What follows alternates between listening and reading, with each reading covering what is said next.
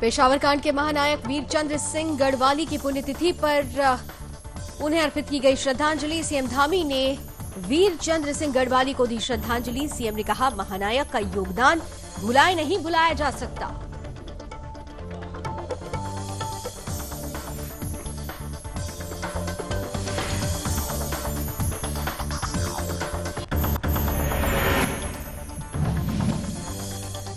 Ankita Bhandari case में आई बड़ी update. SIT team कर रही जांच। सीएम धामी ने परिजनों से की मुलाकात। सीएम ने मुलाकात पर परिवार को हर संभव मदद का दिलाया भरोसा।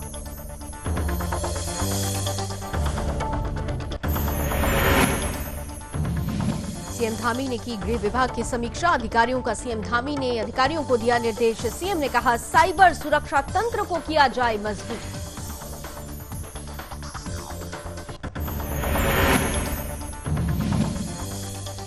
देवभूमि में मनाया जा रहा वन्य जीव सप्ताह। सीएम धामी पहुंचे लच्छीवाला नेचर पार्क। वन्य जीव सप्ताह कार्यक्रम में किया सीएम धामी ने प्रतिभाग। वन्य जीव की सुरक्षा को लेकर की बातचीत। और केदारनाथ की पहाड़ियों में आया बर्फ का तूफान। तूफान से नहीं हुआ कोई नुकसान। भूवैज्ञानिक टीम केदारनाथ धाम का करेगी मुआयना।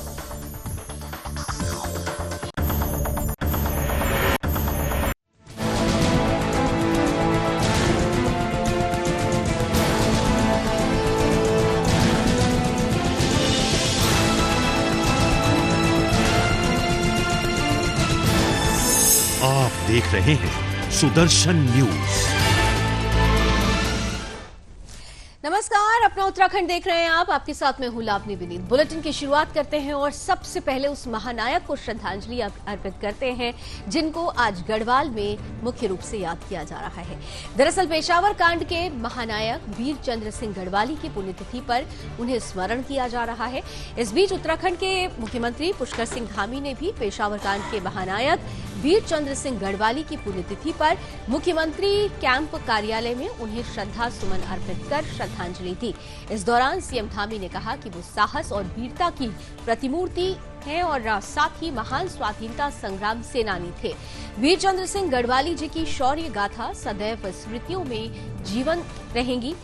आज उनकी पुण्यतिथि के मौके पर सारा भारत उन्हें याद कर रहा है, उन्हें नमन कर रहा है।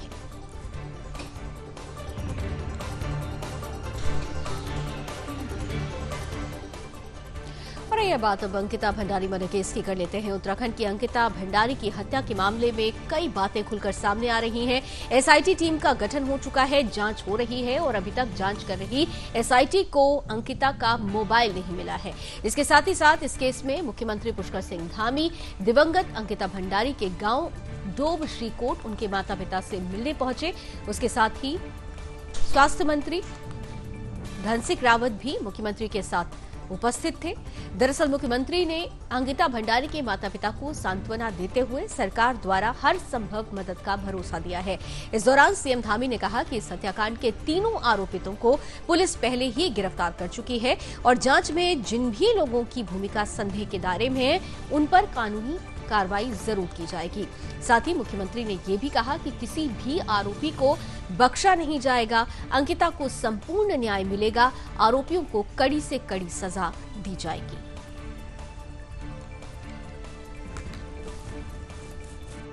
आरोपी हैं उनको जल्द से जल्द सजा दिलवाई जाए और बस यही है, सजा दिलवाने का काम ही है। बस दिखाई आज गई है। आज दिखाई गई है? हाँ जी, आज ही देखी है मैंने, फुल रिपोर्ट देखी है मैंने। बाकी तो आने से पहले, मुख्यमंत्री के आने से ठीक पहले जी जो विधायक हैं वो भी केवल आश्वासन दे रहे हैं कि कार्रवाई चल रही है और जैसे जैसे एक केस आगे जाते रहेगा तो वैसे वैसे बाकी चीज़ें पता चलेगी कि आगे क्या होना है। हाँ, उन्होंने हमें आश्वासन दिया है कि जो 3 आरोपित व्यक्ति हैं उनको फास्ट ट्रैक के तहत उनकी तुरंत फांसी की सजा दी है। मैंने भी उनसे अनुरोध किया है कि जल्दी से जल्दी फास्ट ट्रैक के तहत मतलब इनको फांसी दिया है, मौत के बदले मौत। तो मैंने दे दी थी। मैंने कहा, सर इन पैसों से बढ़कर मेरी लड़की है, मैं लड़की को न्याय दिलाना चाहता हूँ, तभी उसकी आत्मा को शांति मिले। मैंने अभी उनके साथ कोई मांग नहीं रखी अभी। अच्छा, लेकिन मुझे चाहिए लड़की के साथ न्याय, हमें न्याय चाहिए। हर संभव परिवार के साथ हैं और बेटी को न्याय मिले, उनके जो अपराधी हैं उन अपराधियों को दंड मिले, उसके लिए हम हर संभव जो भी कार्रवाई है वो सब कार्रवाई करेंगे। आर्थिक सहायता की पहले ही हमने कर दिया था, जो भी हम सहायता कर सकते हैं कि परिवार के साथ खड़े हैं हम लोग। तो मुख्यमंत्री ने स्पष्ट किया कि वो परिवार के साथ खड़े हैं और अंकिता को न्याय दिलाने के लिए सरकार हर वो कदम उठा रही है जो परिवार को भी संतुष्टि प्रदान कर सके। इधर उत्तराखंड के सीएम पुष्कर सिंह धामी ने सचिवालय में गृह विभाग में समीक्षा बैठक की। समीक्षा करते हुए अधिकारियों को सीएम ने कई निर्देश भी दिए। सीएम धामी ने कहा कि साइबर सुरक्षा तंत्र को मजबूत करने की जरूरत है, इंटेलिजेंस को और मजबूत करने के लिए विशेष बल देने की जरूरत है। इसके साथ ही साथ उन्होंने कई जन समस्याओं और जन शिकायतों का त्वरित समाधान हो, इसके निर्देश भी दिए। पुलिसिंग व्यवस्था को और सुदृढ़ बनाने के लिए टीम वर्क के साथ काम किया जाना चाहिए। ये सुनिश्चित किया जाए कि जिन कार्यों का समाधान थाना एवं जिला स्तर पर हो सकता है वो अनावश्यक रूप से पुलिस मुख्यालय एवं शासन स्तर पर न आए। उन्होंने कहा कि पुलिस का आम जन के साथ अच्छा व्यवहार होना जरूरी है, लेकिन असामाजिक गतिविधियों पर गहनता से नजर रखी जाए और संबंधितों पर सख्त से सख्त कार्रवाई की जाए। उन्होंने ये भी निर्देश दिया कि राज्य में स्मार्ट पुलिसिंग व्यवस्था के लिए आधुनिक तकनीक का अधिक से अधिक इस्तेमाल हो, ड्रोन का बेहतर उपयोग, भीड़ प्रबंधन, ट्रैफिक मैनेजमेंट और आपदा प्रबंधन में कैसे किया जा सकता है, इस ओर भी विशेष ध्यान दिया जाना चाहिए। इसके साथ ही साथ पुलिस के आधुनिकीकरण के लिए अन्य राज्यों की बेस्ट प्रैक्टिस भी देखी जाए। भिक्षावृत्ति को रोकने के लिए अपर मुख्य सचिव की अध्यक्षता में एक कमेटी बनाई जाए जिसमें कई विभागों को शामिल किया जाए।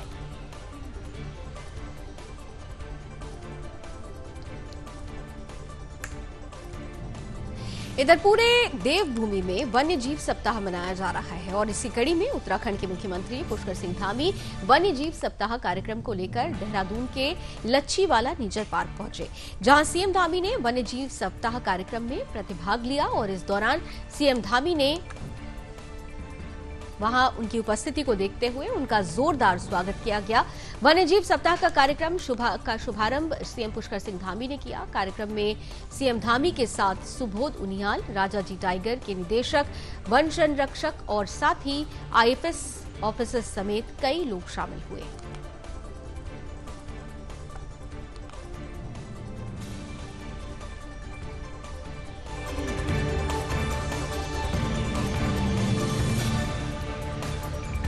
और आइए आगे बढ़ते हैं। विकासखंड अगस्त मुनि की सीमांत ग्राम पंचायत घिमतोली के अंतर्गत ग्वास गांव के 38 परिवार 24 सालों से विस्थापन का इंतजार कर रहे हैं। गांव के ही ऊपरी हिस्से में बड़े बोल्डर कभी भी विकराल रूप धारण कर धाराशाही हो सकते हैं। गांव के 38 परिवार कभी भी प्रकृति का कहर झेल सकते हैं, उन पर प्रकृति का प्रकोप बरस सकता है। ऐसे में ग्रामीणों की तरफ से शासन प्रशासन से कई बार गांव के इन 38 परिवारों के विस्थापन की गुहार लगाई जा चुकी है, लेकिन सरकारी हुक्मरानों की तरफ से ग्रामीणों की फरियाद को बार बार अनदेखा किया जा रहा है। दरअसल 28 मार्च 1999 को भूकंप के झटकों से गांव के ऊपरी हिस्से में दरार पड़ने की वजह से गांव को खतरा उत्पन्न हो गया था। साथ ही प्रशासन द्वारा ग्रामीणों को अलग शरण देने की सलाह भी ली गई थी। प्रशासन आदेश के अनुसार ग्रामीण कई महीनों तक खेतों में खुले आसमान के नीचे रात गुजारने के लिए विवश हो गए थे। गांव के ऊपरी हिस्से में दरार पड़ने के 24 सालों के बाद भी गांव के 38 परिवारों का विस्थापन नहीं हो सका है, जिससे ग्रामीण जीवन खतरे में पड़ा हुआ है और मौत के साए में इन 38 परिवारों को दिन गुजारना पड़ रहा है। भविष्य में अगर प्रकृति विकराल रूप धारण करती है तो किसी बड़ी घटना के घटित होने की संभावनाओं से इनकार नहीं किया जा सकता।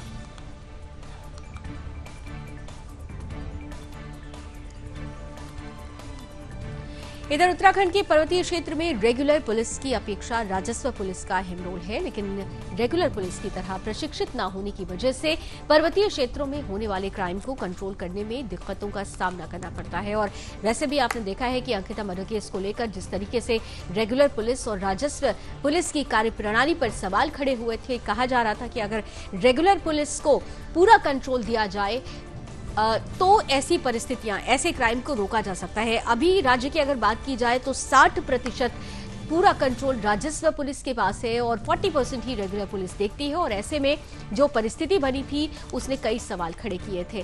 अंकिता भंडारी केस में ही हमने देखा कि राजस्व पुलिस में प्राथमिकी दर्ज तो की गई थी, लेकिन राजस्व पुलिस के सुस्त रवैये की वजह से ही मामले का पटाक्षेप भी देर में हुआ, कार्रवाई भी देर से शुरू हुई, जिससे लोगों का आक्रोश भी हमने देखा।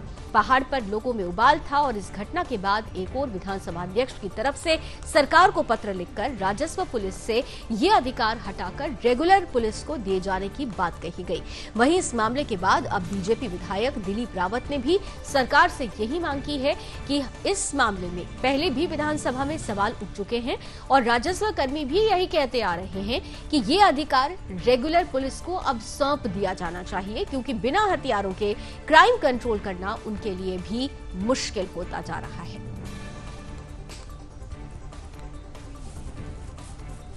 देखिए, मैंने भी जब कांग्रेस की सरकार थी, मैंने विधानसभा में प्रश्न किया था, तब भी सरकार ने कहा था कि समीक्षा करेंगे। और आज भी दोबारा भी किसी ने पीएल की है कोर्ट में, तो उसमें भी यह आया था कि सरकार के लिए कि समीक्षा करने के लिए निर्देशित किया था, लेकिन अभी तक नहीं हुआ है। और इसी का दुष्परिणाम है कि अंकिता जैसा कांड जो है, जिसकी गंभीरता को न समझा गया और आज ये उसके दुष्परिणाम हमको भुगतने पड़ रहे हैं। और मैं समझता हूँ कि आज भी मेरा ये पूरा मानना है कि राजस्व पुलिस को पूरी तरह हटा देना चाहिए और रेगुलर पुलिस को पूरी तरह कानून व्यवस्था की व्यवस्था संभालने के लिए निर्देशित करना चाहिए। तो स्पष्ट रूप से कहा जा रहा है कि राजस्व नहीं, रेगुलर पुलिस को अब कंट्रोल दे देना चाहिए, क्योंकि अगर ऐसा कंट्रोल रेगुलर पुलिस के पास रहेगा तो क्राइम को भी पूरी तरह से कंट्रोल करने में और मैनेज करने में एक बड़ा कदम उठाया जा सकेगा। इधर आगे बढ़ते हैं और बात गौरीकुंड की कर लेते हैं। गौरीकुंड राष्ट्रीय राजमार्ग पर गवानी गांव के पास 3 लोगों को कुचलने वाले आरोपी रुद्रप्रयाग पुलिस की गिरफ्त में आ गए हैं। दरअसल पुलिस के अथक प्रयासों से इस घटना को अंजाम देने वाले 3 आरोपियों को गिरफ्तार कर लिया गया। आरोपितों द्वारा 25 सितंबर की मध्य रात्रि को गौरीकुंड से घोड़े खच्चर लेकर वापस आ रहे 3 लोगों को गवानी गांव के पास मैक्स वाहन से कुचल दिया गया था, जिसमें 2 लोगों की मौके पर मौत हो गई थी, जबकि एक शख्स गंभीर रूप से घायल हुआ था, जिसका एम्स ऋषिकेश में इलाज भी चल रहा है। इस मामले को लेकर बीते दिनों ग्रामीणों का एक शिष्टमंडल पुलिस अधीक्षक और जिलाधिकारी से मिलने के लिए पहुंचा हुआ था, जिसमें मामले को लेकर कार्रवाई करने की मांग की गई थी। मामले की संवेदनशीलता को देखते हुए पुलिस अधीक्षक आयुष अग्रवाल ने एसओजी टीम के माध्यम से आरोपियों की धरपकड़ के लिए कार्रवाई के दौरान आरोपियों को गिरफ्तार कर लिया। फिलहाल मामले में आगे की जांच भी जारी है। तो 25 सितंबर को 3 लोगों को कुचलने की घटना सामने आई थी, जिसमें से 2 की तो मौके पर ही मौत हो गई थी और एक व्यक्ति बुरी तरह से घायल हुआ था, जिसका अभी भी ऋषिकेश एम्स में इलाज चल रहा है। जिन आरोपियों ने इस घटना को अंजाम दिया था, उन दोषियों को पुलिस ने गिरफ्तार कर लिया है, पकड़ लिया है। 3 लोगों को कुचलने वाला ये गिरोह पुलिस की गिरफ्त में आ चुका है। क्या इस पूरी कड़ी में और लोग शामिल हैं, इसे लेकर पुलिस अब इनसे पूछताछ कर रही है और आगे की जांच भी जारी है।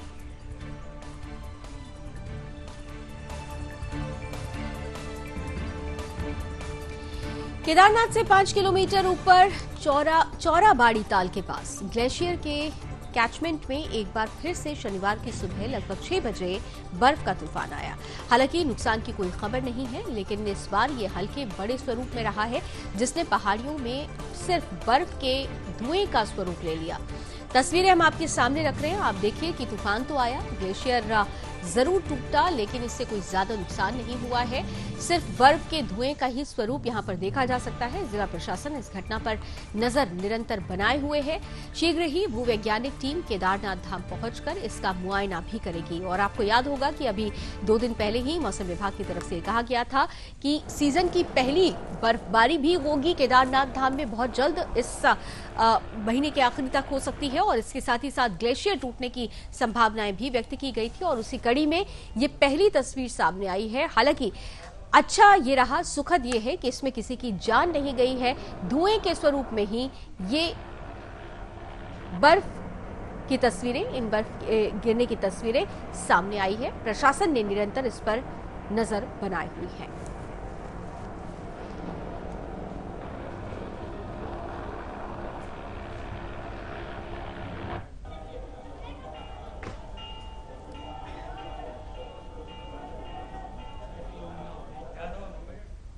हालांकि सैलानियों के लिए ये एक बहुत खूबसूरत नज़ारा था, उन्होंने लुत्फ जरूर उठाया, लेकिन इसके साथ साथ उनकी सुरक्षा भी सुनिश्चित की जाए। प्रशासन सरकार इसको लेकर भी निरंतर कार्य कर रही है। उधम सिंह नगर की अब बात कर लेते हैं। जिले के पुलभट्टा थाना पुलिस को बड़ी कामयाबी हाथ लगी है। पुलिस ने करीब 10 लाख कीमत की चरस के साथ एक आरोपी को दबोच लिया है। एसएसपी मंजुनाथ टीसी ने जिले के सभी थाना और कोतवाली प्रभारियों को नशा तस्करी पर अंकुश लगाने के लिए कड़ी कार्रवाई करने का निर्देश जारी किया था और इसी कड़ी में एसएसपी के निर्देश पर उधम सिंह नगर पुलिस की तरफ से नशे के खिलाफ अभियान चलाया जा रहा है। अभियान के तहत थाना प्रभारी कमलेश भट्ट के नेतृत्व में पुलिस टीम ने पुलभट्टा फ्लाईओवर के पास चेकिंग अभियान चलाया। चेकिंग के दौरान पुलिस ने पुलभट्टा थाना अंतर्गत एक नशा तस्कर को 1 किलो 130 ग्राम चरस के साथ गिरफ्तार कर लिया, जिसके बाद पुलिस ने आरोपी के पास से चरस बरामद की और इस मामले में पुलभट्टा थाने में मामला दर्ज करते हुए एसपी सिटी मनोज कुमार ने यह भी बताया कि पकड़ा गया आरोपी उत्तराखंड के चंपावत से चरस खरीद कर ला रहा था। साथ ही आरोपी किच्छा, सितारगंज, इज्जतनगर, बरेली, पुलभट्टा, बहेड़ी, रुद्रपुर क्षेत्रों में चरस को सप्लाई भी कर रहा था। फिलहाल पुलिस ने आरोपी को गिरफ्तार कर लिया है, जेल भेज दिया है और आगे की पूछताछ जांच जारी है।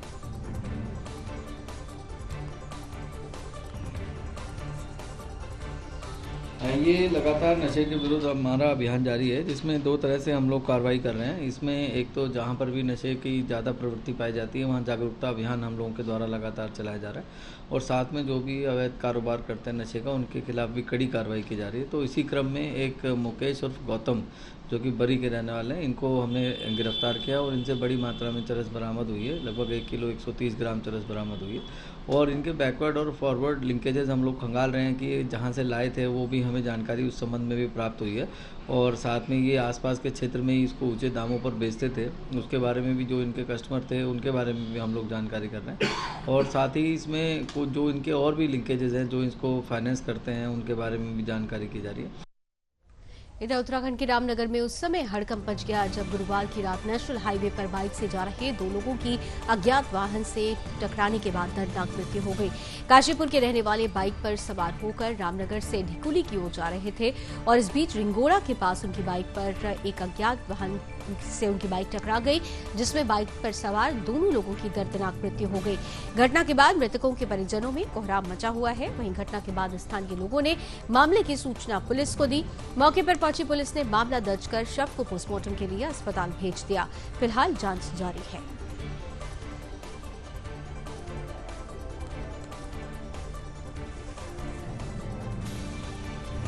कल रात एक रिंगोटा के पास एक काशीपुर निवासी शिवदयाल और रामनगर निवासी जगदीश, इनकी अज्ञात वाहन द्वारा दुर्घटना में इनकी मौत हो गई है। सबका पोस्टमार्टम के लिए भिजवा दिया गया है और इसमें तहरीर मिली है। तहरीर के आधार पर अग्रिम कार्रवाई की जाएगी। ये सर 2 लोग थे, दोनों की दोनों ऑन द स्पॉट मौत हो गई है। ये झिकली जा रहे थे, रामनगर से ढिकली जा रहे थे। एक की 45 है, एक की 58 है। बस सर एक शीशा मिला है, बस कुछ कह नहीं सकते। रात का समय था, अंधेरा था, बता नहीं सकते किसने मारा क्या करा। हाँ सर तहरीर दे दी है।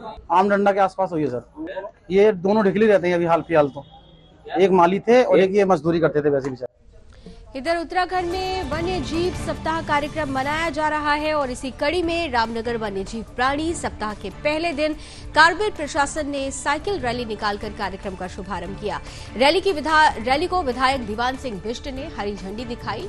इसके बाद रैली को कारबिट कार्यालय से रामनगर होते हुए सांबलदे में समाप्त किया गया। इस दौरान कार्यक्रम में कई लोगों ने प्रतिभाग लिया। कारबिट के निदेशक धीरज पांडे ने बताया कि 1 अक्टूबर से 7 अक्टूबर तक देश में वन्य जीव प्राणी सप्ताह बनाया जाता है और इसी के क्रम में कारबिट प्रशासन भी पूरे सप्ताह विभिन्न कार्यक्रमों का आयोजन करता है, जिसमें पहले दिन साइकिल रैली के माध्यम से जन जागरूकता रैली निकाली गई। इसके साथ ही साथ उन्होंने बताया कि 7 अक्टूबर तक विभिन्न कार्यक्रम को मनाया जाएगा। इस अवसर पर विधायक दीवान सिंह बिष्ट, विधायक प्रतिनिधि मदन जोशी शामिल हुए।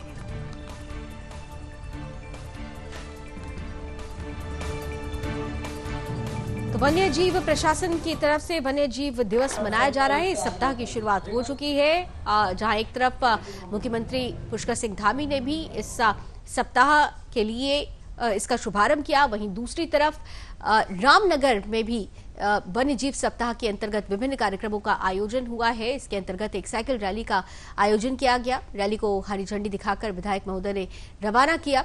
वन्य जीव सप्ताह मनाने के लिए कारवेट प्रशासन की तरफ से कई कार्यक्रमों का आयोजन किया जा रहा है, जिसमें लोग बढ़ चढ़कर हिस्सा ले रहे हैं।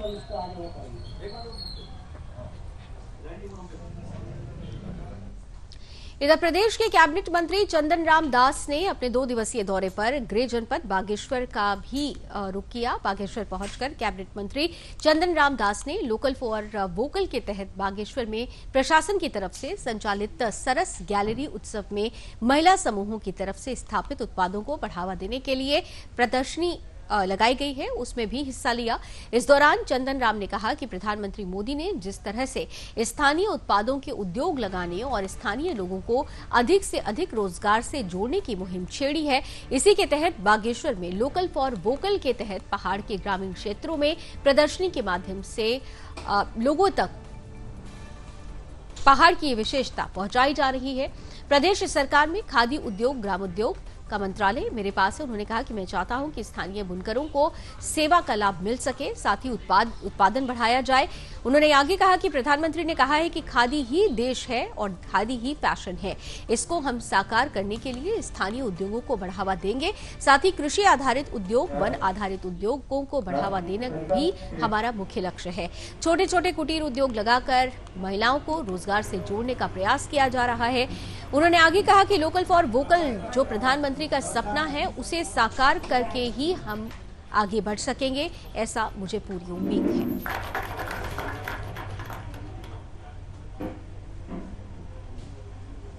लोकल फॉर वोकल यानी स्थानीय उत्पादों को बढ़ावा देने के लिए आज सरस मार्केट में महिला समूह द्वारा जो यहाँ पर प्रदर्शनी लगाई है, इसके लिए मैं अपने विकास विभाग को और महिला उद्यमियों को बहुत बहुत बधाई देता हूँ, बहुत बहुत शुभकामनाएं देता हूँ। जैसा कि प्रधानमंत्री जी ने आह्वान किया है कि हम स्थानीय उत्पादनों के आधार पर उद्योग लगाएं और लोगों में रोजगार सृजन करें और महिलाओं को ज़्यादा से ज़्यादा इस मुहिम में जोड़ने का काम करें, जो आज यहाँ पर आपको इस प्रदर्शनी के माध्यम से आपने यहाँ पर देखा होगा। मैं चूँकि उद्योग विभाग मेरे पास है, खादी ग्रामोद्योग भी मेरे पास है, मैं चाहता हूँ कि 1 डिस्ट्रिक्ट 2 प्रोडक्ट के माध्यम से हम यहाँ के स्थानीय उत्पाद को आगे बढ़ाएं, मार्केटिंग की व्यवस्था करें, प्रशिक्षण की व्यवस्था करें और खादी और ग्रामोद्योग के माध्यम से हम स्थानीय कारीगरों को, बुनकरों को हम सेवा का लाभ दें, उत्पादन बढ़ाएं। और खादी के लिए माननीय प्रधानमंत्री जी ने कहा है खादी इज ए नेशन और खादी इज ए फैशन। इस की उद्यमती को हम साकार रूप प्रदान करने के लिए स्थानीय उत्पादनों को बढ़ावा देंगे। इधर राष्ट्रीय उन्नत कृषि बीज भंडार, जिसे भारत सरकार की तरफ से खोला गया है, जो ग्रामीणों को उन्नत प्रकार के बीज उपलब्ध कराता है, जिससे किसान की खेती अधिक से अधिक उपजाऊ और अच्छी फसल उत्पन्न हो सके। और हम बात कर रहे हैं राष्ट्रीय उन्नत कृषि बीज भंडार की, जो डंडा ब्लॉक के वीरपुर में स्थित है। इस बीज भंडार भवन की स्थिति दयनीय बनी हुई है। दरअसल ये बीज भवन काफी पुराना हो चुका है, ये कभी भी जमीन पर गिर सकता है, धाराशाही हो सकता है, लेकिन इसका पुरसा हाल लेने वाला कोई नहीं है। ब्लॉक कृषि अधिकारी दाताराम का कहना है कि इस भवन की स्थिति को देखते हुए विभाग की तरफ से जर्जर भवन को डिसमेंटल के लिए उच्च अधिकारियों को मौखिक और लिखित रूप से पत्र भेजा जा चुका है।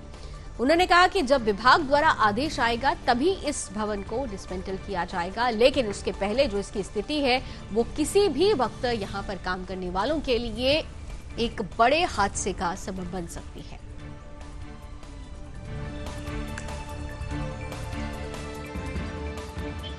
इसका एक डिसमेंटल के लिए भेज रखे हमारे कागज, जिसमें शायद डिसमेंटल हो जाएगा। वैसे हमारे नई बिल्डिंग बन चुकी है, नदी के किनारे है, वो हैंड ओवर बाकी होनी है, उसके बाद हम वहाँ चले जाएंगे और ये डिसमेंटल होकर नहीं बनता है। आपने अपने उच्च अधिकारियों को इस बारे में कई बार मैंने निवेदन कर चुका हूँ ऊपर से। इधर वन विभाग की तरफ से वन्य जीव सुरक्षा सप्ताह 1 अक्टूबर से 7 अक्टूबर तक मनाया जा रहा है, जिसमें डंडा ब्लॉक के वन्य अधिकारियों और स्कूली छात्र छात्राओं की तरफ से वन्य जीव सुरक्षा सप्ताह मनाया जा रहा है, जिसमें जनता को मैसेज दिया गया कि जीव जंतुओं की रक्षा करना मनुष्य जाति का मुख्य उद्देश्य होना चाहिए, क्योंकि जीव जंतु रहेंगे तभी पृथ्वी का बैलेंस बना रहेगा। इसी उद्देश्य से वन विभाग और स्कूली छात्र छात्राओं ने जनता के समक्ष ये रैली निकाली। इस रैली के माध्यम से जन जन तक मैसेज भेजा गया कि जीव जंतु हमारे लिए कितने महत्वपूर्ण हैं। स्कूली छात्र छात्राओं ने रैली के माध्यम से जनता के समक्ष जीव जंतु की रक्षा करने की अपील की। साथ ही छात्र छात्राओं ने स्लोगन दिया, वन्य जीवों की यही पुकार, वन्य जीवों पर न करो प्रहार। इस बीच छात्र छात्राओं ने लोगों को जागरूक भी किया।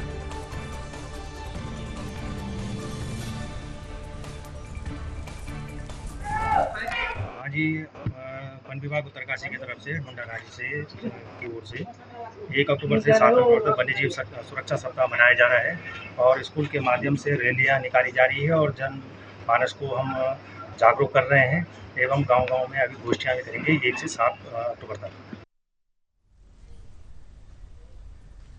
इधर देवभूमि में अंकिता भंडारी केस को लेकर पूरे जन आक्रोश को सबने देखा है। यह आक्रोश अब भी समाप्त नहीं हुआ है और इसी कड़ी में उत्तराखंड के श्रीनगर में भी अंकिता भंडारी मर्डर केस को लेकर लोग सड़कों पर हैं।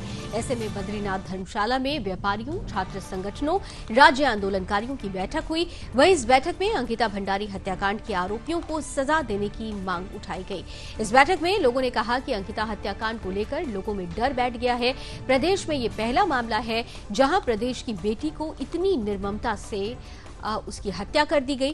बैठक में सरकार से मांग करते हुए कहा गया कि अंकिता के परिजनों को 1 करोड़ रुपए की आर्थिक सहायता भी प्रदान की जाए।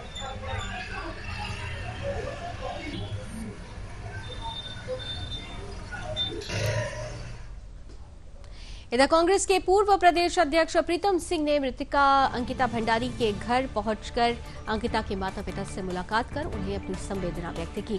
इस दौरान प्रीतम सिंह ने परिवार को भरोसा दिलाया कि उन्हें न्याय जरूर मिलेगा। प्रीतम सिंह ने कहा कि अंकिता का मामला फास्ट ट्रैक कोर्ट में चलना चाहिए। साथ ही अभियुक्त पुलकित आर्या के पिता विनोद आर्या की भी गिरफ्तारी हो। साथ ही उन्होंने कहा कि सरकार से भी ये मांग की जा रही है कि अंकिता की पारिवारिक हालत सही नहीं है, ऐसे में उनकी आर्थिक मदद जरूर की जानी चाहिए।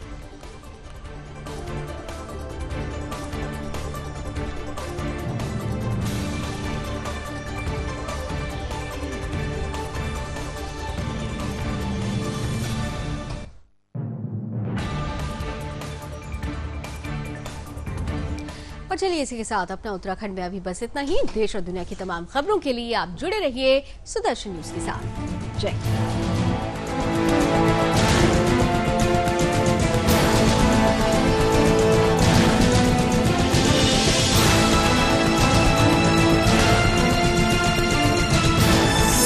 आप देख रहे हैं सुदर्शन न्यूज।